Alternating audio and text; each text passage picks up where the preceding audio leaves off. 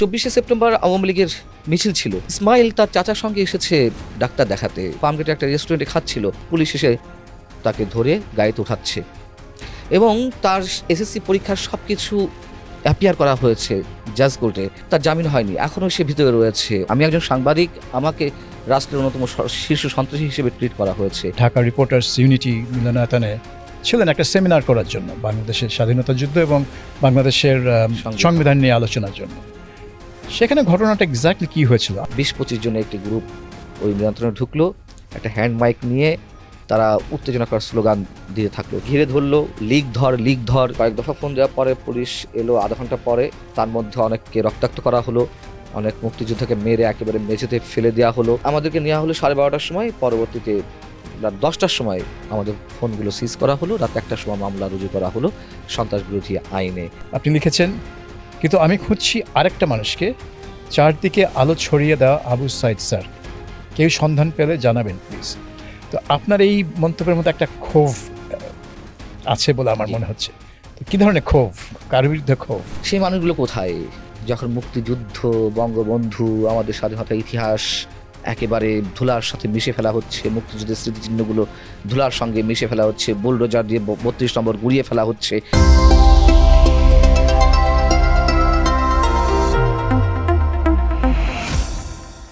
Hello and welcome business স্ট্যান্ডার্ডের digital প্ল্যাটফর্মে আমার পডকাস্ট কনভারসেশন উইথ সাবির মুস্তাফার এই পর্বে আমাদের সাথে যোগ দিতে স্টুডিওতে এসেছেন সাংবাদিক মঞ্জুরুল আলম পান্না।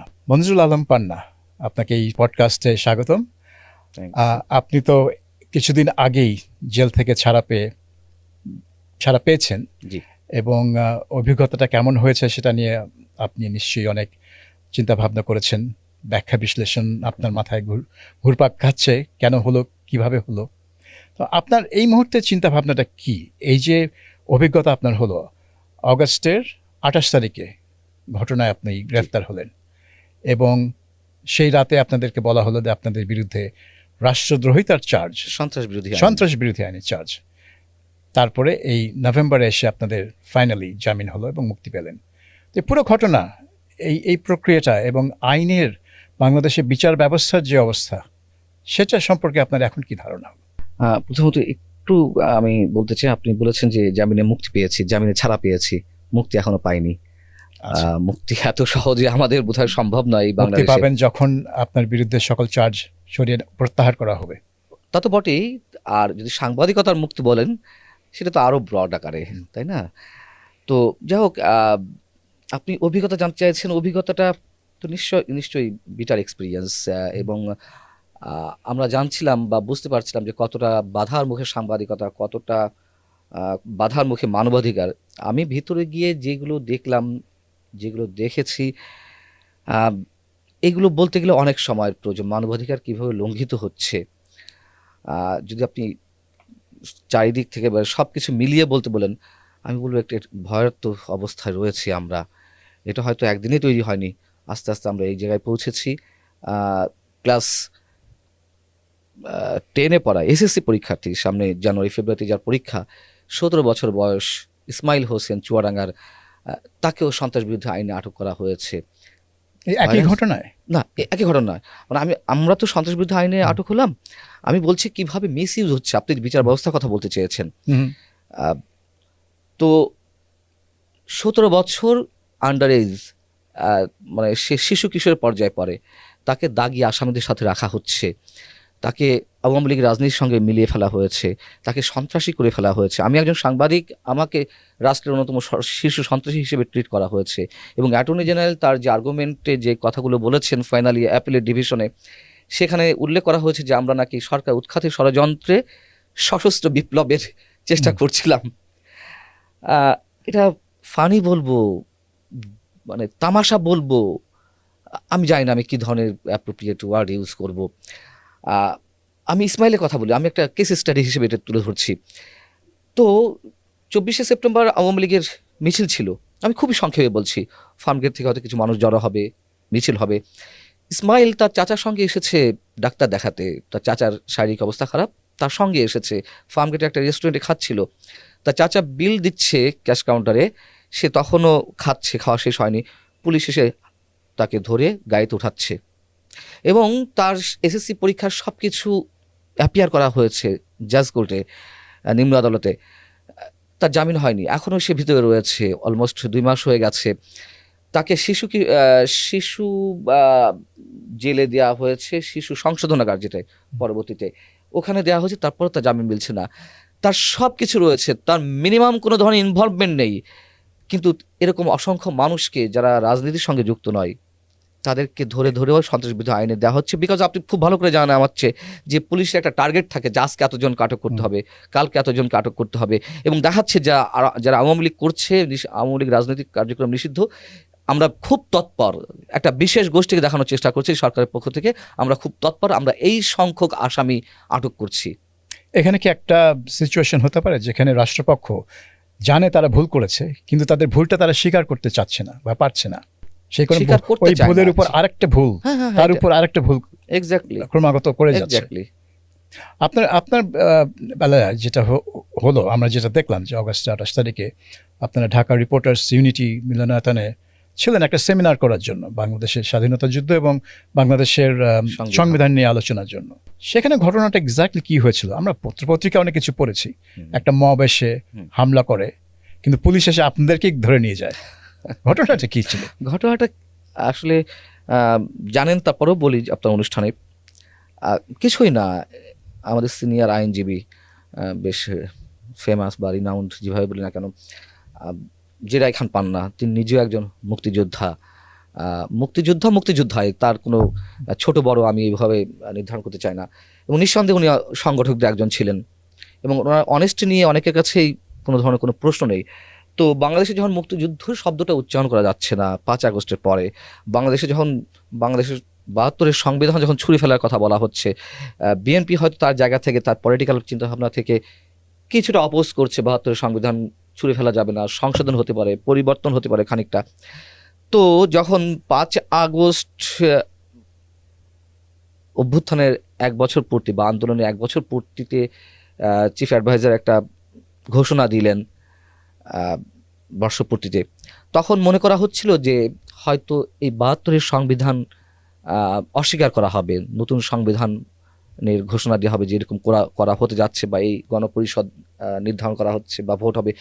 যাই হোক, তো জেরা খান পান্না সাহেব, আমি যতদূর জানি, তিনি একটা নাম সর্বস্ব সংগঠন দাঁড় করালেন, এটা কোনো বডি নেই, নাম দিলেন মঞ্চ 71। সেখান থেকে একটা বিবৃতি দিলেন যে কোনো অবস্থাতে 72-এর সংবিধান ছুঁড়ে ফেলা যাবে না, এটা সংশোধন হতে পারে, সংশোধন যে কোনো কিছু হতে পারে, এটা তার ধর্মগ্রহণ তো নয়। এই ফার্স্ট অ্যাক্টিভিটিস মঞ্চ 71-এর। সেকেন্ড প্রোগ্রাম ছিল 28 আগস্ট, আমাদের মহান মুক্তিযুদ্ধ ও সংবিধান শিরোনামে। তো ওটাতে আরও অনেকের মতো আমাকেও ইনভাইট করা হয়েছিল। ওখানে মুক্তিযোদ্ধারা যাবেন, সংবিধান বিশেষজ্ঞরা যাবেন, ডক্টর কামাল হোসেন সাহেবের ওখানে আসার কথা ছিল, পরবর্তীতে উনি আসেননি, এটা নিয়ে অনেক ধরনের প্রশ্ন আছে। যাই হোক, সেটা আমি নাই বলি। তো 10টায় প্রোগ্রাম শুরু হওয়ার কথা, 10:15টার দিকে প্রোগ্রাম শুরু হয়েছে, কেউ মানে কামাল হোসেন সাহেব আসেননি, পান্না ভাইও আসেননি। তখন ওইখানে যারা সিনিয়র ছিলেন তারা অনুষ্ঠান শুরু করে দিলেন, যেহেতু অডিয়েন্স ভরে গেছে, প্রায় 50-60 জন মুক্তিযোদ্ধা আছেন। ডক্টর সৈয়দ আনোয়ার হোসেন স্যার ঢাকা বিশ্ববিদ্যালয়ের বাংলার অধ্যাপক ছিলেন, উনি আছেন। সাবেক অতিরিক্ত অ্যাটর্নি জেনারেল KM রহমান সাহেব ছিলেন, অধ্যাপক হাফিজুর রহমান কার্জন ছিলেন, অধ্যাপক মেজবা কামাল ছিলেন, সাংবাদিক সোহরাব হাসান ছিলেন, সাংবাদিক মাহবুব কামাল ছিলেন, অনেকে ছিলেন। তো হাফিজুর রহমান কার্জনের বক্তব্য শেষ হওয়ার পরপরই মাহবুব কামালকে ইনভাইট করা হলো, আমন্ত্রণ জানানো হলো বক্তব্য দেওয়ার জন্য।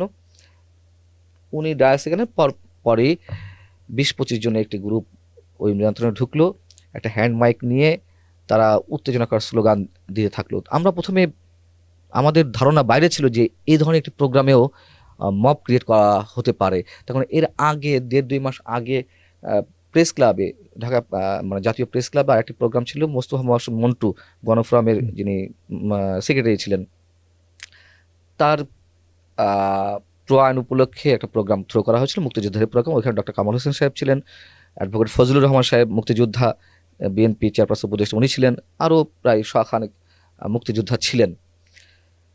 ওই প্রোগ্রামও আমি ছিলাম, বাট ওটা ভালো হয়েছে, কিন্তু এটাতে দেখলাম যে এই অবস্থা, তারা এসে ঘিরে ধরলো, লিগ ধর, আরও নানান ধরনের উত্তেজনাকর স্লোগান দিতে থাকলো।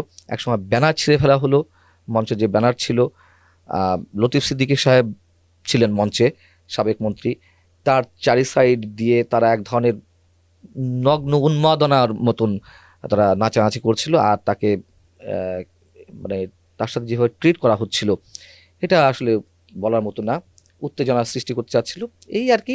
পরে আমি ফোন দিলাম 999-এ পুলিশকে। আহ, কয়েক দফা ফোন দেওয়ার পরে পুলিশ এলো আধা ঘন্টা পরে। তার মধ্যে অনেককে রক্তাক্ত করা হলো, অনেক মুক্তিযোদ্ধাকে মেরে একেবারে মেঝেতে ফেলে দেওয়া হলো।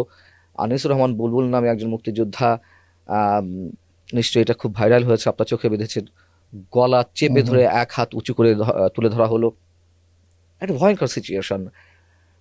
তো একটা সময় পুলিশ এলো, বা তারা এসে যথারীতি লতিফ সিদ্দিক সাহেবকে অ্যারেস্ট করলো, সাথে আমাদেরকেও তুলে নেওয়া হলো। প্রথমে বলা হলো যে এটা নিরাপত্তার জন্য নিয়ে যাওয়া হচ্ছে, আমাদের কাউকে কাউকে নেওয়া হলো ডিবি অফিসে, আর কাউকে কাউকে নেওয়া হলো শাহবাগ থানায়। তো বাইরে থেকে অনেকেই ফোন দিচ্ছিলেন, খোঁজখবর নিচ্ছিলেন, হাই প্রোফাইলের অনেকেই ফোন দিচ্ছিলেন। তারা বলছিলেন যে সরকারের উপদেষ্টাদের কারো কারোর সাথে যোগাযোগ হয়েছে, তারা আসলে বলেছে না এটা ভুল বুঝাবুঝি, এটা ছেড়ে দেওয়া হবে, জাস্ট পুলিশ তাদের নিরাপত্তার জন্য নিয়েছে, কিছু কথাবার্তা জিজ্ঞেস করবে এই। আহ, আমাদেরকে নেওয়া হলো 12:30টার সময়, পরবর্তীতে রাত 10টার সময় আমাদের ফোনগুলো সিজ করা হলো, রাত 1টার সময় মামলা রুজু করা হলো সন্ত্রাস বিরোধী আইনে, যে আমরা সরকার উৎখাতের ষড়যন্ত্রের সঙ্গে জড়িত, বা ওইখানে ঢাকা রিপোর্টার্স ইউনিটের মতো একটা উন্মুক্ত জায়গায় আমরা নাকি ষড়যন্ত্র করছিলাম যে কিভাবে সরকারকে উৎখাত করা যায়, সশস্ত্র বিপ্লবের প্রস্তুতি নিচ্ছিলাম। মানে একটা তামাশা। তামাশাটা দেখে আপ- দেখে বোঝা যায় যে এই সরকার আপনার প্রতি বিরাগ ভাজন, বা সরকারের আশেপাশে যারা আছে, যারা এখানে গুটি চালতে পারে বা স্ট্রিং পুল করতে পারে, সরকারের বিভিন্ন প্রতিষ্ঠানে, পুলিশ বা অ্যাটর্নি জেনারেলের অফিস, তারা আপনাদের প্রতি বিশেষ করে বিরাগ ভাজন। তো সেটা কেন হবে? কারণ আপনি তো গত বছর যে আন্দোলন হয়েছিল সরকার বিরোধী হাসিনা পতনের আন্দোলন, সে আন্দোলনের একজন সমর্থক ছিলেন। তাহলে আপনার যে এই আন্দোলনের প্রতি সমর্থন, সেটা কি কারণে আপনি দিয়েছিলেন? এক্স্যাক্ট এই আন্দোলনের প্রতি সমর্থন বিষয়টা ঠিক তা নয়, এক ধরনের এটা কি বলে পরোক্ষ সমর্থন ছিল, প্রত্যক্ষ সমর্থন নয়, পরোক্ষ সমর্থন। আহ, খুব স্বাভাবিক, আওয়ামী লীগের 15.5 বছর, ধরুন 2008-এ যখন আওয়ামী লীগ ওথ নিল দ্বিতীয়বারের মতন, মানে দ্বিতীয়বার বলতে 75-এর পরে, আহ, মানুষের অনেক ধরনের প্রত্যাশা ছিল। আচ্ছা, তখন যেই ছেলেটার বয়স মনে করুন 16, 2024-এ এসে তার বয়স হলো 32। এই 32 বছর বয়সে সে কোনো ভোট দিতে পারলো না, তার যে ফান্ডামেন্টাল রাইটস সে অ্যাপ্লাই করতে পারছে না কোথাও। হাজার হাজার কোটি টাকার দুর্নীতি, আহ, নানান ধরনের যেমন গণমাধ্যমের ত্রুটি চেপে ধরা, এগুলো তো হয়েছে, এগুলোও নতুন কিছু না, আগে অনেক আগে থেকে এগুলো বাংলাদেশে হয়ে আসছে, কিন্তু এটা ম্যাসিভ আকারে ছড়িয়ে পড়লো। আওয়ামী লীগ যে কোনো ভালো কাজ করেনি নিশ্চয়ই তা নয়, নিশ্চয়ই তা নয়। স্ট্রাকচারাল ডেভেলপমেন্ট অনেক হয়েছে, অনেক উন্নয়নের সূচকে আওয়ামী লীগ অনেক দূর এগিয়ে গেছে 15 বছরে, কিন্তু আহ, উন্নয়ন দিয়ে তো আর সব কিছু হয় না। যেমন একটা কথা উঠেছিল 2014-র দিকে, সীমিত গণতন্ত্র, গণতন্ত্রে আবার সীমিত আর বৃহৎ কি, এটা তো আমার মাথায় ঢোকে না। অর্থাৎ গণতন্ত্র ছোট হবে, উন্নয়ন বেশি হবে। সেম অ্যাজ এই গভর্নমেন্টও ওইরকম একটা বয়ান দেওয়ার চেষ্টা করছে, হ্যাঁ এই সরকারের নাকি সব ধরনের পাওয়ার আছে, সব কিছু করতে পারে মানুষের উন্নয়নের জন্য, এটা অন্য বিষয়। তো আমার পার্সোনালি আমার যে পরোক্ষ সমর্থনটা ছিল সেটা হচ্ছে যে আরেকটা খুব শকিং, যে মুক্তিযুদ্ধকে নিয়ে অনেক ধরনের ব্যবসার সুযোগ অনেকে করেছে, বঙ্গবন্ধুর কে নিয়ে যেভাবে অতিমাত্রায় চর্চিত হয়েছে বঙ্গবন্ধুর নামটা, আমার মনে হয় বঙ্গবন্ধুকে ছোট করা হয়েছে, 71-কে কোথাও কোথাও পুঁজি করা হয়েছে। এই সব মিলিয়ে আমি নিজেও বিক্ষুব্ধ ছিলাম। মানুষের অন্তত ভোটাধিকারটা আসুক, আর এইভাবে তো একটা সরকার দিনের পর দিন রান করতে পারে না, পরিবর্তন তো অবশ্যই প্রয়োজন। হ্যাঁ, ভালো সরকার হয় 30 বছর 40 বছর থাকতে পারে, সেটা কোনো বিষয় না, কিন্তু মানুষ তো আসলে ভয় পাচ্ছিল। তারপরে আরো অনেক কিছু আছে, আইন শৃঙ্খলা পরিস্থিতি, র্যাবের উত্থান ইত্যাদি ইত্যাদি। তো পরোক্ষ সমর্থন ছিল যে আওয়ামী লীগ বিদায় হোক, হ্যাঁ। একটা গণতান্ত্রিক সরকারের মাধ্যমে একটা নতুন সরকার আসুক, বা আওয়ামী লীগ আসতে পারতো যদি ভোটে হুম। নির্বাচিত হতো।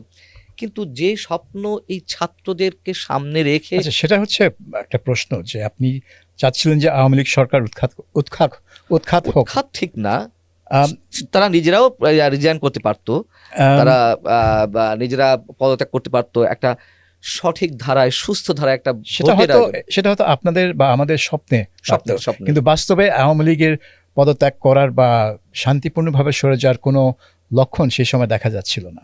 যাচ্ছিল না। কাজেই আমি সেই কারণে উৎখাত শব্দটা ব্যবহার করছি, কারণ যে 2014, 18 এবং 24 এই 3টা সময় নির্বাচন যেভাবে হয়েছে সেটাই বুঝিয়ে দিয়েছে মানুষকে যে এই সরকারকে ভোটের মাধ্যমে শান্তিপূর্ণভাবে সরানো যাবে না। মানুষ যদি চায় এই সরকারের বিদায়, ওই রাজপথে আন্দোলন, অভ্যুত্থান ছাড়া কোনো উপায় নেই। তো আপনার যে ইচ্ছা ছিল সরকারের বিদায়, সেটা সফল হলো, কিন্তু তারপরে দেখা গেল যে আপনি একটা যে অন্তর্বর্তীকালীন সরকার ক্ষমতায় আসলো প্রফেসর মোহাম্মদ ইউনূসের নেতৃত্বে, সেই সরকারের বিপক্ষে আপনি একটা অবস্থান নিলেন আপনার ব্যক্তিগত জি। সাংবাদিকতার মাধ্যমে, আপনার যেই প্ল্যাটফর্ম মানচিত্র সেটার মাধ্যমে। তো আপনার মধ্যে এই পরিবর্তনটা কেন আসলো? কারণ এই অন্তর্বর্তীকালীন সরকার তো আসলো এই হাসিনা সরকারের পতনের পটভূমিতে, যেটা আপনি চেয়েছিলেন। তাহলে ওই পতনের যে আউটকাম, সেটা কেন আপনাকে অসন্তুষ্ট করলো? প্রথমে যেটা দৃশ্যমান হলো, দেখুন যখন এই গভর্নমেন্ট ওথ নিল, তার মধ্যে 2জন ছাত্র উপদেষ্টা ছিল। আমি আশাবাদী হয়ে উঠেছিলাম যে নতুন কিছু হতে যাচ্ছে, ওয়েলকাম জানিয়েছিলাম। আমার যে সামাজিক যোগাযোগ মাধ্যম ফেসবুক, সেখানে এখনও স্ট্যাটাস রয়েছে, ওয়েলকাম জানিয়েছে। প্রথম ধাক্কাটা খেলাম, তারা ক্ষমতায় এসেই সব কিছু ওলট পালট করে দেওয়ার চেষ্টা করলো। ওলট পালটও হতে পারে যদি পজিটিভলি হয়, কিন্তু আমি দেখলাম যে একটা উন্মাদনা কাজ করছে অনেকের মধ্যে। হাইকোর্টের মধ্যে ফার্স্ট মবক্রেসির যেটা আমরা দেখলাম, যে বিচারপতিদের অপসারণ করতে হবে, অ্যাডভান্স করতে হবে, এখনই করতে হবে, এই টোনগুলো আমার ভালো লাগছিল না, মনে হচ্ছিল সামথিং রং। পরবর্তীতে এসে কয়েকদিনের মধ্যে দেখলাম যে 71কে অস্বীকার করা একটা প্রবণতা, মুক্তিযুদ্ধের জায়গায় এই 24 আন্দোলনকে রিপ্লেস করা একটা খোলামেলা চেষ্টা। 71 যেন কিছুই নয়, 71-এর চেয়ে 24 অনেক বড় কিছু। তখন আমার কাছে মনে হলো যে ডক্টর মোহাম্মদ ইউনূস সাহেব যে শব্দটা ইউজ করা শুরু করেছেন, মেটিকুলাস ডিজাইন, অবশ্যই এর পেছনে একটা মেটিকুলাস ডিজাইন ছিল। এবং ডক্টর মোহাম্মদ ইউনূসের কথাবার্তার সঙ্গে তার আগের কথাবার্তা, ওই সময়কার কথাবার্তার সঙ্গে তার আগেকার কথাবার্তার কিছুই মিলছিল না। যেখানে বলছে যে ছাত্রদের সঙ্গে আমার কোনোই যোগাযোগ হয়নি এর আগে, ওয়ারাস ফিনান্সিয়াল টাইমস ব্রিটেনের, সেখানে তিনি সাক্ষাৎকার দিচ্ছেন যে ছাত্ররা আমাকে ফোন দিয়েছিল, আমি তাদেরকে চিনতাম না। আমি যখন সম্ভবত কোথায় ছিল, ফ্রান্সে ছিল, ওখানে ফার্স্ট ফোন। ওয়ারাজ ছাত্র সমন্বয়কদের কেউ কেউ বলছেন যে তার সাথে আমরা অনেক আগে থেকে যোগাযোগ করছি। সেই বক্তব্যের কোনো বিরোধিতা ডক্টর মোহাম্মদ ইউনূস করেননি। আমরা যখন দেখি যে ছাত্র শক্তির নেতারাই এই আন্দোলনের নেতৃত্ব দিয়েছেন, ডক্টর মোহাম্মদ ইউনূসের একটা দল ছিল 111-এর সরকারের সময়, নাগরিক শক্তি, নামে নামে মিলে যাচ্ছে। এগুলো হয়তো বলতে পারেন যে এগুলো খুব হালকা, আরও গভীরের বিষয় আছে। ছাত্র শক্তির নেতাদের মাধ্যমে এই আন্দোলনটার সূত্রপাত, এবং তারা মোটামুটি সফল হয়েছে অভ্যুত্থানের মাধ্যমে। পরবর্তী দেখলাম যে ছাত্র শক্তি 1 মাসের মধ্যে একেবারে ডিসমিস করে দেওয়া হলো। তার মানে কি এই ছাত্র শক্তিকেই তিনি কি ব্যবহার করছিলেন? ছাত্র শক্তি যেখান থেকে একটা বৃহৎ কিছু জন্ম নেয়, মানুষ সেটাকেই রেখে দেয়। হ্যাঁ, কিন্তু ছাত্র শক্তিকে উনি মানে কি ছাত্র নেতারা তারা ওটা একেবারে ওটার অস্তিত্ব শেষ করে দিল, নামটাও মানে প্ল্যাটফর্মটাও শেষ করে দিল। তারপর ডক্টর মোহাম্মদ ইউনূসের আরও যে কথাবার্তা, আমাদের কবির ভাই নুরুল কবির নিউ এজের সম্পাদক, তিনিও তার একটা ইন্টারভিউতে তাকে জিজ্ঞাসা করছেন যে নাগরিক শক্তির ছাত্র শক্তির সাথে মিল আছে, এটা কি কাকতালীয় নাকি এটা হিসাব নিকাশের বিষয়? তো উনি বলছেন না, আমি তাদেরকে চিনি না। উনি যে চেনেন, ওনার সাথে যোগাযোগ ছিল, এটা ওনার কথাবার্তাতে অনেকভাবে বেরিয়ে এসেছে। এবং পরবর্তীতে ইউনূস, এই ছাত্ররা যা চায় বাংলাদেশের, আমরা যারা 71-এর চেতনাকে লালন করার চেষ্টা করি, ওই যে বললাম যে 71 মানে 71-এর জায়গায় 24কে রিপ্লেস করার একটা চেষ্টা, ডক্টর মোহাম্মদ ইউনূসের সেই কথাবার্তাতেই অনেক কিছু সেগুলো বহিঃপ্রকাশ ঘটছিল। রিসেট বাটনের কথা উনি বললেন, এটা নিয়ে অনেক আলোচনা হয়েছে, আপনি জানেন। যাই হোক, একটা পর্যায়ে যখন ৭১-এর স্মৃতিচিহ্নগুলো একে একে মুছে দেওয়ার চেষ্টা করা হচ্ছিল, যখন ২৪-এর নানান ধরনের ২৪-এর স্মৃতিকে ধরে রাখার জন্য নানান জায়গায় নানান ধরনের ভাস্কর্য তৈরি করা হচ্ছে, স্মৃতিফলক উন্মোচন করা হচ্ছে, হারাজ মুক্তিযুদ্ধের নানান ধরনের নিদর্শন সেগুলো ধ্বংস করা হচ্ছে, তখন তো আর আমি পারি না এই সরকারকে, মানে সরকারের প্রতি বিশ্বাস রাখতে, আস্থা রাখতে। এবং আমার কাছে মনে হচ্ছে এর পিছনে দীর্ঘ একটা পরিকল্পনা ছিল। এখন যদি প্রশ্ন করেন তাহলে কি ২৪-এর ৫ আগস্টের আগে এই আন্দোলনের প্রতি একটা পরোক্ষ সমর্থন ছিল বা শেখ হাসিনা সরকারের বিদায় চেয়েছে, আপনি কি অনুতপ্ত? মোটেই না, আমি অনুতপ্ত, আমি অনুশোচনা বোধ করি না। হ্যাঁ, হয়তো তখন যা ছিল তার চেয়ে এখন খারাপ হচ্ছে আরো ভয়ঙ্করভাবে, কিন্তু শেখ হাসিনার বিদায়ের প্রয়োজন ছিল। এবং আপনি খুব ভালো করে জানেন, আপনি আমার চেয়ে আপনার সাংবাদিকতা বয়স, যোগ্যতা, দক্ষতা অনেক অনেক বেশি, যে সমাজ এবং রাষ্ট্রে রাজনৈতিক শূন্যতার সৃষ্টি হয় তারপরে স্টেজ হচ্ছে জঙ্গিবাদ, চরমপন্থা। এবং আমি মনে করি এটা আওয়ামী লীগ তৈরি করে গেছে। এখন আমরা যেই সাম্প্রদায়িকতাবাদের উত্থান দেখছি, মৌলবাদী শক্তির উত্থান দেখছি, এই সুযোগটা আওয়ামী লীগ তৈরি করে গেছে। রাজনৈতিক একটা ভ্যাকিউম তো আওয়ামী লীগ তৈরি করেছিল। বিএনপি যাতে নির্বাচন না আসে তার নানান ধরনের প্ল্যাটফর্ম সাজিয়ে রেখেছিল, অন্যান্য শক্তি যাতে আওয়ামী লীগের জন্য প্রতিদ্বন্দ্বী না হয়ে ওঠে, মানে আওয়ামী লীগের বিকল্প কোনো ব্যবস্থা যাতে না গড়ে ওঠে, Exactly. বিকল্প কোনো শক্তি যাতে গড়ে না ওঠে, সেই ব্যবস্থা করেছে। হ্যাঁ, এবং আপনি মনে করছেন যে সেই ভ্যাকুয়ামেই এই জঙ্গিবাদ বা সাম্প্রদায়িক শক্তির উত্থান হয়েছে। রাইট, আমি এটা মনে করি। এবং এইসব জায়গা থেকে আমি উইদিন শর্ট টাইমে বুঝে গেলাম যে না, এদের কাছে আর কোনো কিছু এক্সপেক্ট করে লাভ নেই। এবং আসলে এই লাভ নেই, কিছুই হয়নি ১৫-১৬ মাসে, কিছুই না, কোনো ইতিবাচক পরিবর্তন দূরে কথা, বরঞ্চ আমরা নেতিবাচক অনেক কিছুই দেখতে পাচ্ছি যা আওয়ামী লীগ সময় ছিল। Awami League state machineries use করেছে তার ক্ষমতাকে পাকাপোক্ত করার জন্য, এখন স্টেট মেশিনারিজ তো ইউজ করা হচ্ছেই, কাজে লাগানো হচ্ছে। আওয়ামী লীগের সময় যেটি ছিল না মপতন্ত্র, এখন মপতন্ত্র এসেছে। আওয়ামী লীগের যোগ সময় দিয়েছে আর কি, যোগ যেহেতু হয়েছে। পুলিশ বাহিনী অত শক্তিশালী না, তারা Right. ডিমোরালাইজড, রাইট, তাদের মনোবল একেবারে ভেঙে চুরমার হয়ে গেছে। এক্স্যাক্টলি। আওয়ামী লীগ পুলিশ বাহিনী ব্যবহার করতো, এখন এরা দুটোই ব্যবহার শূন্য করছে। স্থান পূরণ করেছে মব। মব আর পুলিশ বাহিনী তো আগের মতোই আছে। আমার কাছে মনে হয় কোনো পরিবর্তন নেই। পুলিশ যে ভাষাতে আওয়ামী লীগের পক্ষ হয়ে কথা বলতো, এখন সে ভাষাতেই আবার এই সরকারের পক্ষ হয়ে আওয়ামী লীগের বিরুদ্ধে কথা বলছে। সেম সিনারিও, বরং বাড়তি কিছু আমরা পেয়েছি মবের মতন। তবে এখন মনে হয় মানে ভাষার কিছুটা ভিন্নতা আমি খেয়াল করছি, যে এই সম্প্রতি ঢাকা এবং চট্টগ্রামের সিনিয়র পুলিশ অফিসাররা বললেন যে কেউ যদি ককটেল মানে যাকে ককটেল মারতে দেখলে গুলি করা হবে। তো এর আগে পুলিশ কমান্ডাররা বা পুলিশ চিফ ঢাকা বা অন্য কোনো শহরের এরকম সরাসরি গুলি করার কথা বলেছেন বলে আমার মনে হয় চট্টগ্রামের চিফ ব্রাশ ফায়ারের কথা বলেছেন, যে ব্রাশ ফায়ার করা হবে। এটা হচ্ছে এই আওয়ামী লীগের মিছিল টিছিল এগুলোকে কেন্দ্র করে। হ্যাঁ, যখন Awami League lockdown shutdown down ডাকছিল, তখন এই কথা সরাসরি গুলি নির্দেশ দিয়েছে যে এই লকডাউনের পক্ষে বা কেউ যদি পেট্রোল বোমা নিক্ষেপ করে বা ককটেল নিক্ষেপ করে তাকে সরাসরি গুলি। এটা কি হয়? ইউনিফর্ম গায়ে একজন রেসপন্সিবল পুলিশ অফিসিয়াল তিনি সরাসরি গুলি নির্দেশ দিতে পারে? তাহলে আওয়ামী লীগের দোষ কি ছিল? আমরা জানি না শেখ হাসিনা সরাসরি গুলি নির্দেশ দিয়েছে কিনা, কিন্তু যে রেকর্ডগুলো আমাদেরকে শোনানো হচ্ছে, যে রেকর্ড, আমি জানি না ওটা সত্য না মিথ্যা, যদি সত্য হয়ে থাকে তাহলে তো তারও বক্তব্য একই রকম, যে আমি সন্ত্রাস প্রতিরোধের জন্য বা দেশকে রক্ষার জন্য আমি গুলি নির্দেশ দিয়েছি, রাষ্ট্রীয় সম্পদ, হ্যাঁ, রাষ্ট্রীয় সম্পদ রক্ষার জন্য, রাষ্ট্রীয় শান্তি। তো এখন আপনি মানে মেটিকুলাস ডিজাইনের কথা বলছেন, এবং এই যে একাত্তরের নিদর্শন মুছে দেওয়া, আপনার কি মনে হয় যে যেই শক্তি ৭১কে টার্গেট করছে এবং শেখ মুজিবের স্মৃতিকে টার্গেট করছে, কারণ ৭১ মুজিব একই সূত্রের গাথা, আপনি দুটাকে সেপারেট করতে পারবেন না, কখনোই বলতে পারবেন না যে ৭১ মুজিবকে ছাড়া হয়েছে, মুজিবের ইনফ্লুয়েন্স, প্রভাব, তার প্রেরণা ছাড়া ৭১ মুক্তিযুদ্ধ হয়েছে। তো যারা এটা করতে চাচ্ছে, সেই শক্তি কি এই ডিজাইন, এই আন্দোলনের মূল চালিকা শক্তি ছিল?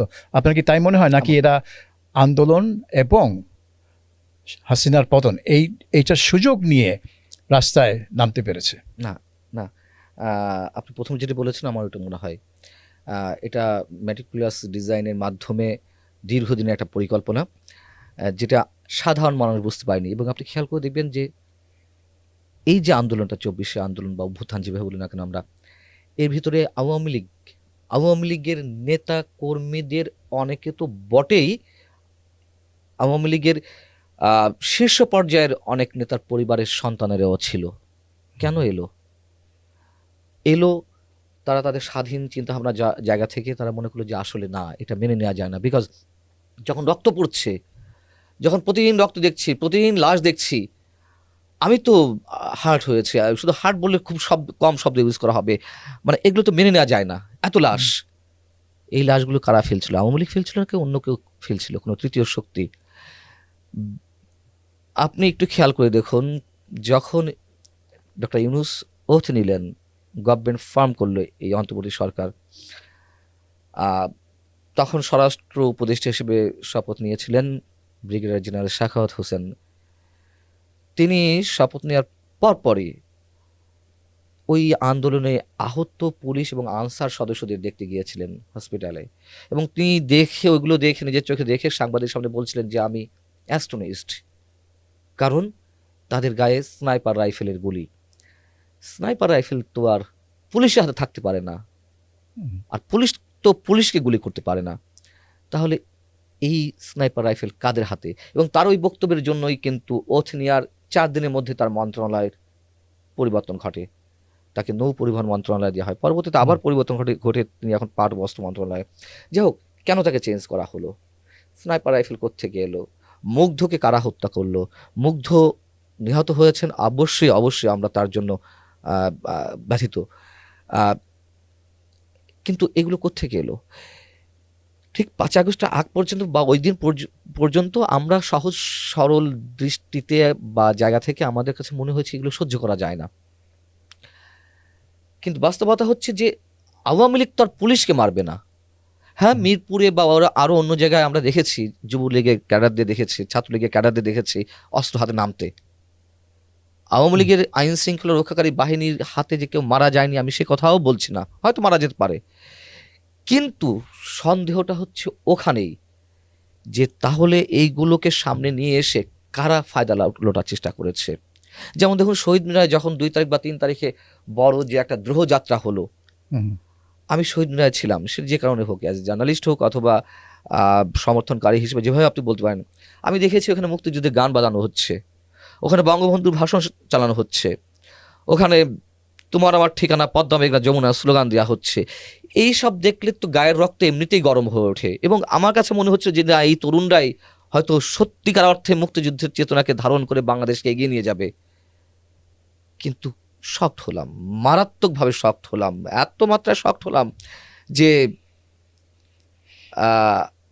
আসলে এখন কাদের উপর আস্থা রাখবো আমরা? আমরা আওয়ামী লীগ দেখেছি, বিএনপি দেখেছি, জাতীয় পার্টি দেখেছি, তরুণদের নিয়ে স্বপ্ন ছিল। তাহলে এই তরুণেরা কারা?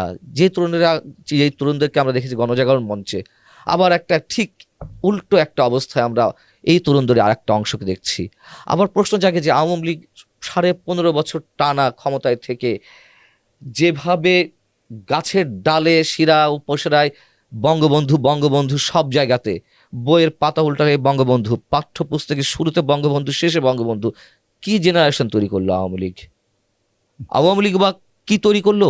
আর এই জেনারেশনের একটি অংশ এভাবে কেন গড়ে উঠলো? আমাদের সমস্যাটা কোথায়? দেখে মনে হচ্ছে যে আওয়ামী লীগের উপর এই তরুণ প্রজন্মের কোনো আস্থা ছিল না, আওয়ামী লীগকে তারা বিশ্বাস করতো না।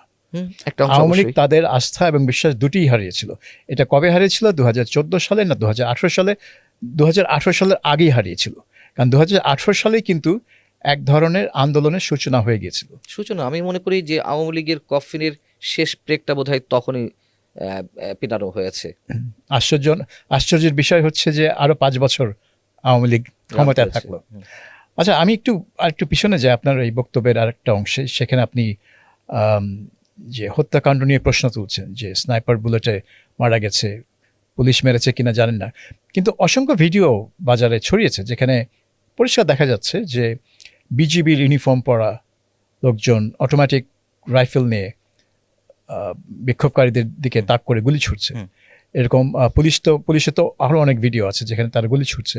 বেশিরভাগ ক্ষেত্রে দেখা যাচ্ছে তারা ওই রাবার বুলেট ছুটছে রাদার দ্যান লাইভ রাউন্ড, কিন্তু বিজিবি লাইভ রাউন্ড ফায়ার করছে অটোমেটিক রাইফেল থেকে, অ্যাসল্ট রাইফেল থেকে। সেটার অনেক ভিডিও আছে। আওয়ামী লীগের বা সাদা পোশাকধারী, আমি এর কারা কোনো এদের মানে রাজনৈতিক পরিচয় তো আর তাদের পিছিয়ে লেখা ছিল না, Right. কিন্তু সাদা পোশাকধারী লোকজন পুলিশের পাশে, পুলিশের সাথে থেকে হুম। আগ্নেয়াস্ত্র ব্যবহার করছে, এরকম ভিডিও অনেকেই অনেক তাদের বাসা থেকে তুলেছে। কাজেই সরকারি নিরাপত্তা বাহিনী, সেটা যেই বাহিনী হোক, এবং আওয়ামী লীগের অস্ত্রধারীরা যে বিক্ষোভকারীদের হত্যা করেছে, সেটা নিয়ে তো কোনো সন্দেহ থাকার উচিত না।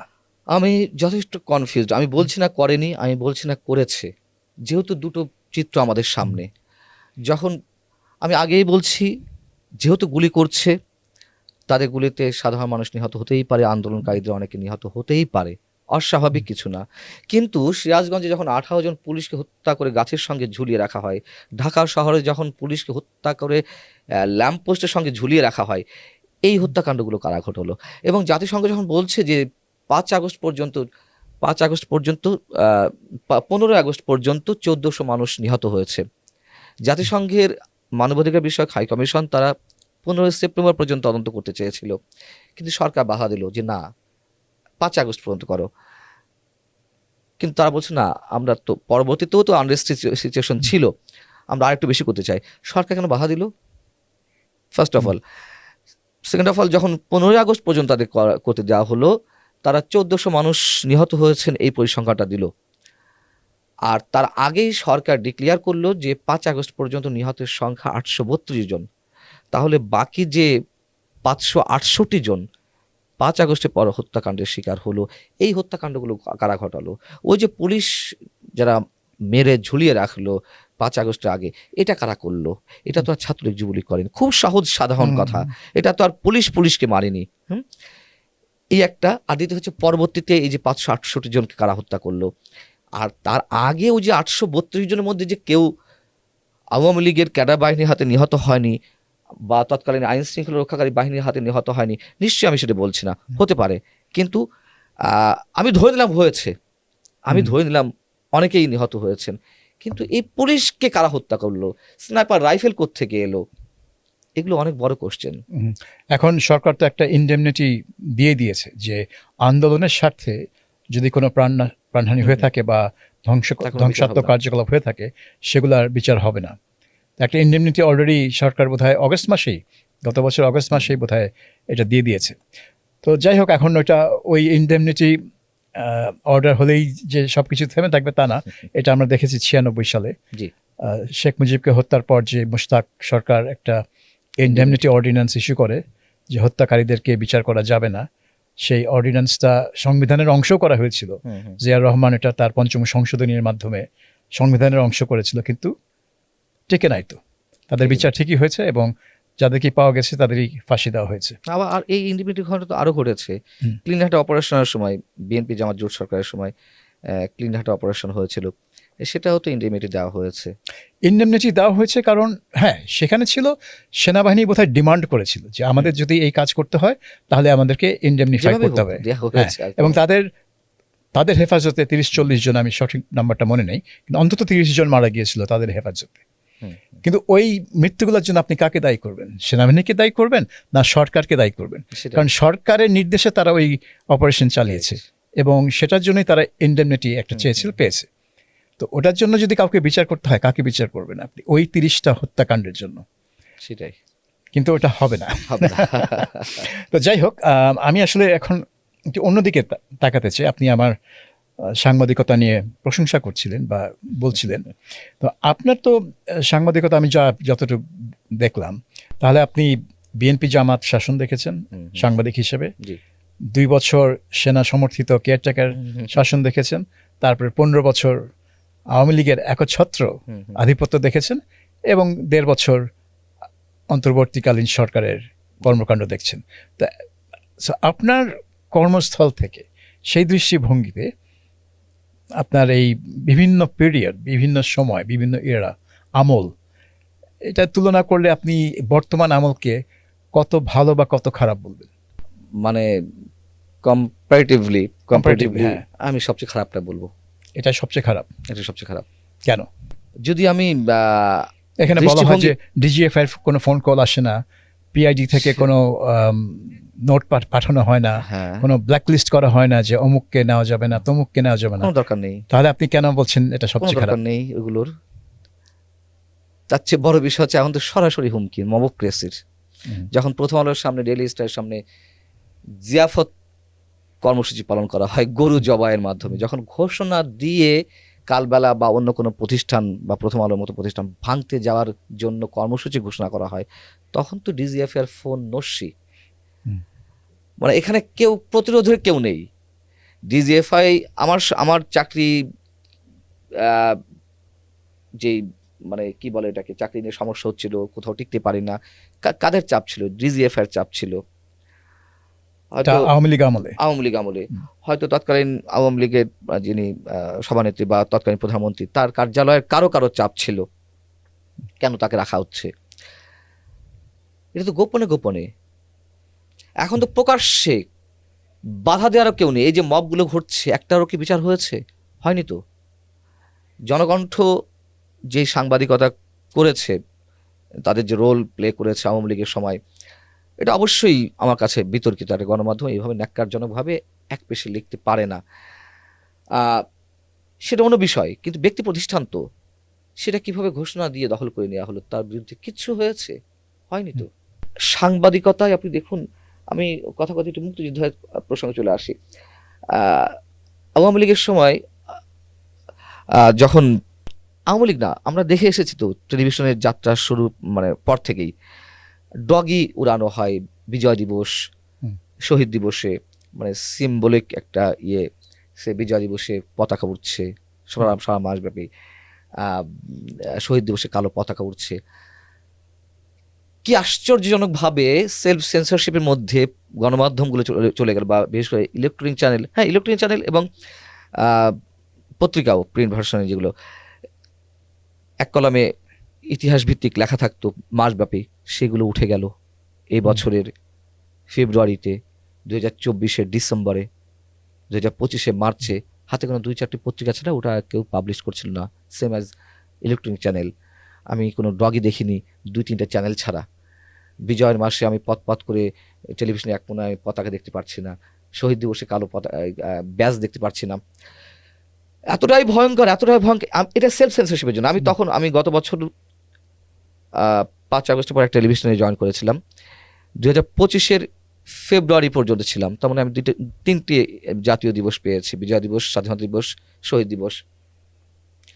সত্য কথা, কারো পক্ষ থেকে কোনো ধরনের ইনস্ট্রাকশন আসেনি যে এগুলো করা যাবে না।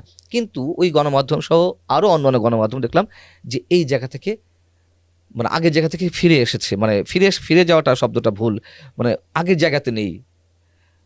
সেলফ সেন্সরশিপের মাধ্যমে তারা ওইগুলো উঠালো। মানে তার মানে কি, তারা ধরে নিয়েছে বর্তমান সরকার মুক্তিযুদ্ধকে ধারণ করে না, অথবা মুক্তিযুদ্ধ সম্পর্কে বাড়িয়ে কিছু করতে গেলে, নিজ থেকে কিছু করতে গেলে হয়তো হয়তো সরকার না হোক, বিশেষ একটা মৌলবাদী গোষ্ঠীর দ্বারা আক্রান্ত হতে পারে। সো আমি এই গণমাধ্যম, আপনি সাংবাদিকতা বিষয়ে জিজ্ঞেস করছেন, আমার অভিজ্ঞতা বিষয়ে যে কোন সরকারের সময় সবচেয়ে বেশি ক্রুশিয়াল টাইম গেছে বা চলছে, তো সেই জায়গা থেকে তো অবশ্যই আমাকে বলতে হবে যে এখন সবচেয়ে ক্রুশিয়াল, আমার অস্তিত্বের শেকড় নিয়ে টানাটানি পড়ছে। বাক স্বাধীনতা, আপনি যেখানে সাংস্কৃতিক উপদেশটাকে প্রশ্ন করা হয়, যেটি যেটি একটু আগে বলছিলাম, 1400 মানুষের পরিসংখ্যান দিয়ে নিহতের, যে সরকার, জাতিসংঘ যে রিপোর্টটি দিল, সরকার ওটিকে 5 আগস্ট পর্যন্ত চালিয়ে যাওয়ার চেষ্টা করছে, তাদের কথাবার্তা এরকম। তো প্রশ্ন ছিল যে এই 1400 মানুষ সব কি 5 আগস্টে আগে নিহত হয়েছেন, নাকি আপনারা কতজনকে কাউন্ট করছেন? মুস্তফা সরোয়ার ফারুকীকে জিজ্ঞাসা ছিল, তো দেখলাম তারা অফিসে যাওয়ার আগেই তাদের চাকরি নাই। তো চাকরি নাই এমনটা তো ঘটেনি। এমন ইভেন আমি এটা বলতে পারি, দেখুন আওয়ামী লীগের সময় সিনিয়র সাংবাদিকদের অনেক ধরনের দালালি ছিল। আমি দালালি শব্দটা খুব ইনফর্মাল শব্দ, তারপর আপনার পডকাস্টে বলে ফেললাম। জঘন্যতম ধরনের মোরসাহিবিপনা ছিল, তোষামদ্দিক করেছে। হ্যাঁ, তো তার বিনিময়ে তারা অনেক কিছু হাসিল করেছে। প্রধানমন্ত্রী তৎকালীন প্রেস কনফারেন্সগুলো বেশ হাস্যকর একটা উপভোগ্য অনুষ্ঠানে পরিণত হয়েছিল, শুধুমাত্র এই সোকাল সিনিয়র জার্নালিস্টদের কারণে। এবং ওই সময় সাংবাদিকতার যে পরিবেশ ছিল, মুক্ত সাংবাদিকতা তো অবশ্যই ছিল না। এক ধরনের যে দালালি শব্দটা আমি ইউজ করলাম, সরকারের জয়গান গাওয়া, গুণকীর্তন গাওয়া, বা রিয়েল নিউজগুলো অনেকখানি কাটছাট করে দেওয়া। সবচেয়ে বড় কথা যে সহকর্মীরা ছিল ওই সময়, তো আমাদের সাথে জামাত মনোভাবাপন্ন অনেককে সাংবাদিকতা করেছে, বিএনপি মনোভাবাপন্ন অনেকেই সাংবাদিকতা করেছে। হয়তো প্রেস ক্লাব, বিএফইউজের মতন জায়গাগুলো তারা নেতৃত্বে আসতে পারেনি, এটা তো আরও খারাপ জঘন্য সংগঠনে পরিণত হয়েছে, রাজনৈতিক সংগঠনে পরিণত হয়েছে। কিন্তু এখন কি? এখন তো ওই কাজটা তো চলছে, দালালিটা ন্যাক্কারজনকভাবে চলছেই। কিন্তু ওই যে সহাবস্থান ছিল, যারা সাংবাদিক হিসেবে কাজ করেছেন, সহকর্মী হিসেবে, এখন তো তাদেরকে কাউকেই স্পেস দেওয়া হচ্ছে না। তাহলে কি সেই জায়গাটি আরও সংকুচিত হয়ে এসেছে না? তাহলে কি আমি বলবো না সাংবাদিকতা পরিবেশ একেবারেই নেই? আওয়ামী লীগের সময় ছিল না, প্রশ্নবিদ্ধ ছিল, মুক্ত সাংবাদিকতা ছিল না, বাক স্বাধীনতা ছিল না, ট্রু। কিন্তু এখন কি চলছে? এখন তো সাংবাদিকতা পেশাই নাই বলতে গেলে। কটি নিউজ আমরা পাচ্ছি ভিতরে কিছু, এই যে সন্ত্রাস বিরোধী আইনে যাদেরকে আটক করা হচ্ছে, আসছে কোনো পত্রিকা নিউজ?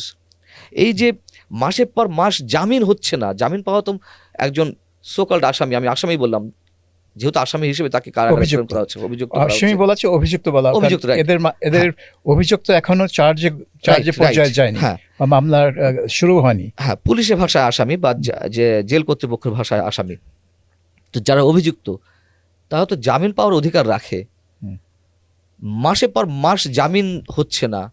একটা জামিন হচ্ছে ভিটে মাটি বিক্রি করে 2 লাখ 4 লাখ 5 লাখ টাকা খরচ করে, 2 মাস 3 মাস পর জামিন হচ্ছে, জামিন হওয়ার সঙ্গে সঙ্গে আর একটা মামলা, এভাবে একের পর এক আটকে রাখছে। এগুলো কি আসছে গণমাধ্যমে? ডক্টর ইউনূস সাহেব বলছেন বা তার প্রেস সেক্রেটারি বলছেন ইতিহাসের সবচেয়ে সেরা সময় সাংবাদিকতা এখন। এগুলো কি তার নমুনা? যাকে তাকে হুমকি দেওয়া, সাংবাদিক মানে গণমাধ্যম দখল করা, গণমাধ্যম গুড়িয়ে দেওয়া, জিয়াফত করা, এগুলো কি হয়েছে আওয়ামী লীগের সময় বা বিএনপির সময়? এর আগে হয়েছে? হয়নি তো। এখন এগুলো চলছে। আমি সেই জায়গা থেকে কেন এটাকে সবচেয়ে ওর্স বলবো না, সবচেয়ে খারাপ বলবো না? আচ্ছা, 21শে টিভির বেলায় আসি, কারণ যেহেতু আপনি একটি দীর্ঘ সময় 21শে জি। টিভিতে ছিলেন, এটার মালিকানা ছিল প্রথমে এস মাহমুদ, জি। উনি এটাকে শুরু করেছিলেন। তারপরে একটা কোর্ট, বিএনপির সময় একটা মামলায় তার লাইসেন্স বোধহয় কেড়ে নেওয়া হয় বা তাকে শাটডাউন করা হয়, তার সম্প্রচার শাটডাউন করা হয়। তিনি তো চলে 2001 গেলেন সালে। 2001 সালে। না, এটা 99-তে। 99-তে চালু হয়েছিল 21শে টিভি, হ্যাঁ, 2001 সালে তার সম্প্রচার বন্ধ করা হয়। তো তারপরে স্টেশন বোধহয় অনেকদিন বন্ধ ছিল আমার যতদূর মনে পড়ে, এবং তারপরে আব্দুল সালাম জার্মানি থেকে এসে এটার মালিকানা নেন। জি। কিন্তু মালিকানাটা তিনি আইনগত পর্যায়ে মানে পদ্ধতিতে নিয়েছিলেন, এখানে কোনো দখল ছিল না। বিষয়গুলো আসলে অত ভালো আচ্ছা। জানি না। কারণ আমি আমার মনে আছে যে ওই শেয়ারগুলো, যাদের কাছে শেয়ার ছিল তারা শেয়ার বিক্রি করার জন্য পত্রিকায় বিজ্ঞাপনও দিয়েছিলেন। কিন্তু তারপর এক পর্যায়ে গিয়ে এস আলম গ্রুপ বোধহয় এটার মালিকানা নেয়, এবং ওইখানে দখলদারিত্বের একটা প্রশ্ন ছিল। আপনি যে বলছেন যে আওয়ামী লীগের আমলে দখল হয়নি, 21শে টিভি বোধ হয় এস আলমের টেক ওভারটা কি দখল ছিল? এত ব্যাপক আকারে যেভাবে আমি বলছি ঘোষণা দিয়ে দখল অবশ্যই হয়েছে আওয়ামী লীগের সময়। ইসলাম আপনি যেটা বলছেন সেটা যাব না, আমি বলছি ঘোষণা দিয়ে, যেমন জনকণ্ঠ দখল করা হলো, আমি সেই অর্থে বলেছি। আর এটা তো মহামারী আকার নিয়েছে পরে। তো ওটা অবশ্যই দখল করা হয়েছিল 21 টেলিভিশনে। ইসলাম গ্রুপের শেয়ার ছিল হয়তো 6% বা এর ধারে কাছাকাছি কিছু। ওটাকে ব্যবহার করে দখলটা নেওয়া হলো 2014 2014 ডিসেম্বরের দিকে 22শে ডিসেম্বর বা 27শে ডিসেম্বর। কিন্তু 5ই আগস্টের পরে আব্দুল সালাম আবার ফিরে আসেন। জি। এবং তিনি পুনরায় দখল করেন। তার ভাষা হচ্ছে তিনি এটা পুনর্দখল না, পুনরুদ্ধার করেন এস আলমের দখল থেকে। তখন আপনি আবার জয়েন করেন। জি। তাহলে আপনি অবশ্যই ভাবছিলেন যে পরিবর্তিত পরিস্থিতিতে আপনি 21শে টেলিভিশনে যে ধরনের ক্যারিয়ার চাচ্ছিলেন সেই ধরনের ক্যারিয়ার আপনি পার্সু করতে পারবেন। তাহলে আমি জানি, আপনার শো আমি দেখেছি, আপনার যে ইউটিউব চ্যানেল আছে মানচিত্র, সেখানে আপনি বলছেন যে এই প্রশ্নটা আপনাকে অনেকবার করা হয় এবং আপনি হয়তো এই একই প্রশ্ন শুনতে শুনতে বিরক্ত, সো আমি আরেকটু বিরক্ত না করি না কোনো আপনাকে সমস্যা নেই, জি যে বলুন। যে 21 টিভি আপনাকে আবার ছাড়তে হলো কেন? 21 টিভি ছাড়তে হলো, প্রথম দিকে এই অ্যান্সারগুলো দিতাম না, আমার খারাপ লাগতো, ঘেন্না আছে না একটা বিষয়, আমি ঘৃণা করতাম এগুলো বলতে। তারপরেও যখন একসময় জিজ্ঞেস করতে করতে বলা শুরু করে দিয়েছি, এখন এগুলো ওপেন। তখন তো আমি 21 রাত নামে একটা প্রোগ্রামও আমি অ্যাঙ্করিং করতাম আরও আগে থেকেই, যখন 2008-এ জয়েন করি, তার কিছু 2-4 বছর পর পরে আবার 21 রাত প্রোগ্রামটা অ্যাঙ্করিং করতাম। এখন বিষয় হচ্ছে যে ওখানে আহ, আমার মানচিত্র, আমার যেটা ইউটিউব চ্যানেল, ওখানে তো আমি আমি আমার ফ্রিডম নিয়ে কথা বলছি, ফুল ফ্রিডম নিশ্চয়ই পাইনি, যতটুকু বলার কথা আমি সেটুকু বলতে পারছি না আমার নিজের জায়গাতেও, হয়তো 50% 60% বলতে পারি। আর 21 টেলিভিশন তো আমার নয়, আমি সেখানে চাকরি করি, নিশ্চয়ই প্রতিটি হাউসে একটা করে স্টেশন পলিসি থাকে, সেখানে আমি আহ, নিশ্চয়ই আমার ফ্রিডম নিয়ে আমি কথা বলতে পারছি না, প্রতিপক্ষের অনেক কিছু মাথা রাখতে হয় তার স্টেশনের স্বার্থের কথা মাথা রেখেই। তো আহ, ফ্রান্স থেকে, উম, যুক্তরাষ্ট্র থেকে কয়েকজন ওহি আছে, মানে ওহি না, এটা কি বলা যায়, ওহি নাজিল হয় ওখান থেকে। আচ্ছা। সেই ওহিগুলো নাজিল হয়, আর ওহি নাজিল হওয়ার সঙ্গে সঙ্গে দেশে মব কায়েম হয় বিভিন্ন সময়, জঙ্গিবাদের উত্থান হচ্ছে, মৌলবাদী শক্তিকে উৎসাহিত করা হচ্ছে। আহ, তো এই ওহি নাজিলকারীদের একটা টক শোতে আমাকে হুমকি দেওয়া হলো যে আমাকে এবং 21 টেলিভিশন মালিকদের উদ্দেশ্যে, যে মঞ্জুর আলম পান্নাকে যদি বিতাড়িত না করা হয়, তাহলে 21 টেলিভিশন দায়িত্ব, মানে 21 টেলিভিশনে কি ঘটবে সেটা তারাই ভালো বুঝবে, অর্থাৎ সেখানে এক ধরনের মব ক্রিয়েট করা হবে। কারণ মঞ্জুর আলম পান্না ফ্যাসিবাদের দোসর। হুম। তো আওয়ামী লীগের সময় আমাকে বিএনপি জামাতের দালাল বলে ট্রিট করা হয়েছে, নানান ধরনের গোয়েন্দা সংস্থা নানানভাবে আমাকে হ্যারাস করেছে, এখন আবার করা হলো ফ্যাসিবাদের দোসর, ট্যাগ দেওয়া হলো, বিকজ এই গভর্নমেন্টের নানান ধরনের সমালোচনা করছি। তো বা আমাকে ওই ওই মানে এটা ওপেন, এটা তাদের একটা টক শো, আমি নামগুলো নিতেও আমি ঘেন্নাবোধ করি যারা এগুলো বলছে। তো টক শো বন্ধ করে দেওয়া হলো, পুরোপুরি শাটডাউন, মানে আমাকে অ্যাঙ্করিং থেকে সরে যেতে হলো তা না, টক শোটাই বন্ধ ফর দ্য টাইম বিং। আর আমাকে বলা হলো যে আহ, কি করতে পারি, মালিক পক্ষ জিজ্ঞেস করছে কি করতে পারি, এটা তো আপনাদের বিষয়। হুম। তো আমাকে বলা হলো মানচিত্র বন্ধ করতে হবে, এখানে থাকো। আমি বললাম যে এটা সম্ভব না। তখন তো তারা ভয় পেয়ে গেলেন যে, মানে আমাকে সরাসরি বলছেন না ছেড়ে দাও, হুম। মানে এক ধরনের ইনডিরেক্ট পরোক্ষভাবে বলা আর কি, ইনডিরেক্টলি ছেড়ে দেওয়ার কথা। আমি কোনো সমস্যা নেই, আমি নিজে এখান থেকে কুইট করব, কিন্তু মানচিত্র থাকবে, আমি কারোর সাথে আপোষ করতে রাজি নই। তো আমি ওটা ছেড়ে দিয়ে আসলাম 21 টেলিভিশন।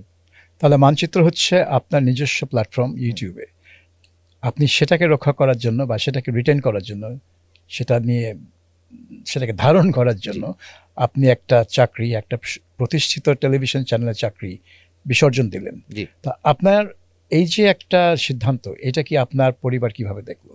কারণ অনেক সময় পরিবার মনে করবে যে বেতন ভাতা সব গেল, কি খাবো। হ্যাঁ, খুব স্বাভাবিক। আমার পরিবার আমার কাজে কখনো বাধা দেয়নি, এবং আমার পরিবার বলতে এখন তো আমার আমার স্ত্রী, আমার সন্তান, তারা আমার আইডিওলজি সম্পর্কে জানে, আর তাদের আইডিওলজি সম্পর্কেও আমি আমি জানি।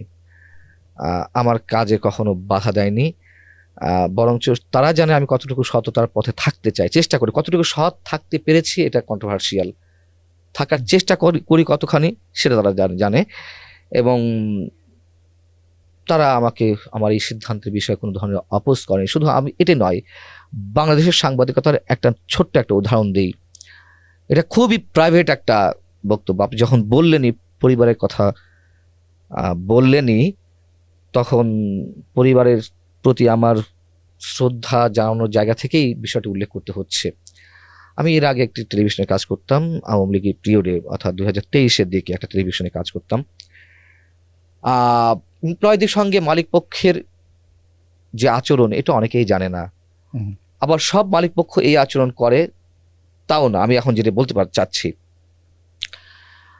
আমার সাথে ওই টেলিভিশনের সিইও হিসেবে ছিলেন একজন স্বনামধন্য সম্পাদক, সিনিয়র জার্নালিস্ট, আমি নামটা নাই বললাম।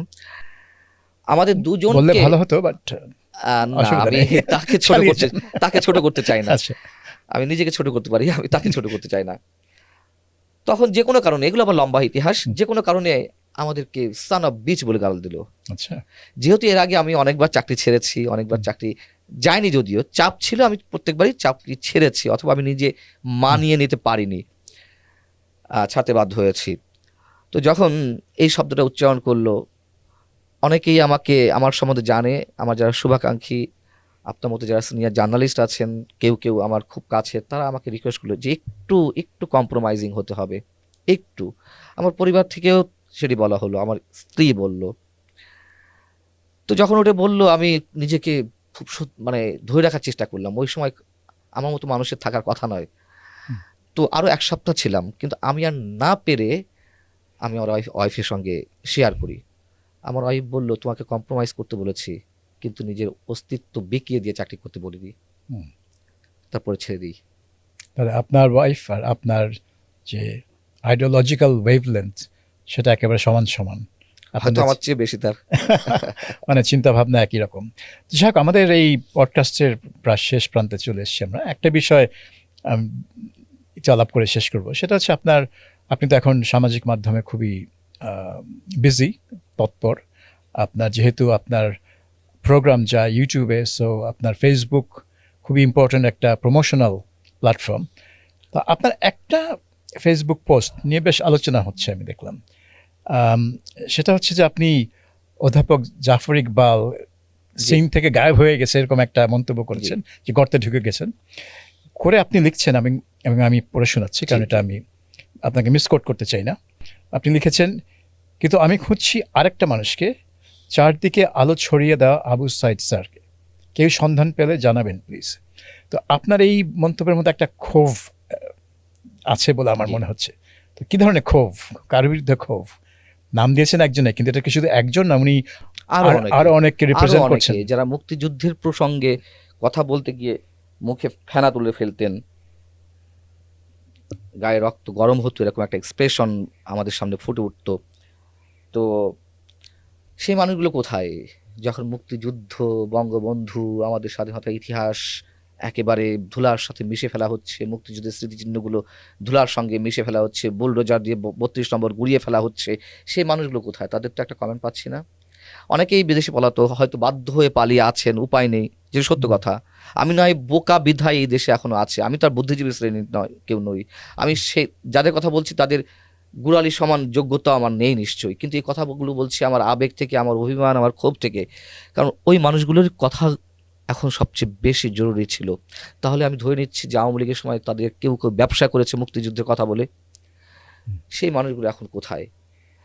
এবং ডক্টর মোহাম্মদ জাফর ইকবাল স্যার আমার খুব শ্রদ্ধাভাজন একজন ব্যক্তিত্ব, আরও অনেকের কাছে শ্রদ্ধার ভাজন। আমার মেয়ে ক্লাস 8-এ পড়ে, ডক্টর জাফর ইকবালের জাফর ইকবাল স্যারের এমন কোনো বই নেই আমার ঘরে নেই, আমার মেয়ে পড়েনি।